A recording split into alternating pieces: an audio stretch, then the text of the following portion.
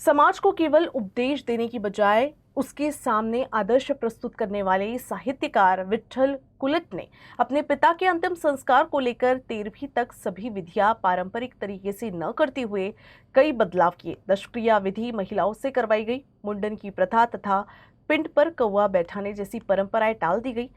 सूतक न मानना, अंधविश्वास छोड़ना, स्त्री पुरुष समानता का संदेश देना तथा नदी में अस्थि राख न विसर्जित कर पर्यावरण संरक्षण का संदेश देते हुए उन्होंने समाज के सामने नया उदाहरण रखा। सामान्यतः दशक्रिया के दिन महिलाओं को घर में ही रखा जाता है, लेकिन मुंडा स्थित कुलट परिवार में वैज्ञानिक दृष्टिकोण अपनाते हुए सभी विधियां घर की महिलाओं ने ही की। 10 दिनों तक संत तुकाराम महाराज के प्रबोधनात्मक अभंगों का पाठ किया गया। अंतिम संस्कार स्थल पर मंडप लगाकर बिना किसी भेदभाव के सभी कर्मकांड महिलाओं ने संपन्न किए। स्त्री पुरुष समानता, अंधविश्वास उन्मूलन और प्रदूषण रोकने के लिए चिता की राख और अस्थियां नदी में न बहाने का संदेश वे अपने भाषणों में देते रहे।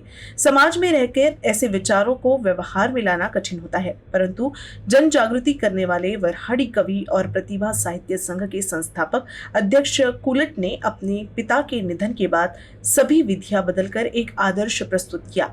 हिंदू परंपरा में तीसरे दिन राख नदी में विसर्जित की जाती है, लेकिन उनके अनुसार इससे नदियां प्रदूषित होती हैं। इसलिए उन्होंने राख अपने खेत में गड्ढा खोद कर डाली। अस्थियां भी खेत में दफनाकर वहां फलदार वृक्ष लगाने की योजना बनाई। 25 फरवरी को ही दशक्रिया में परिवार में किसी का मुंडन नहीं कराया गया।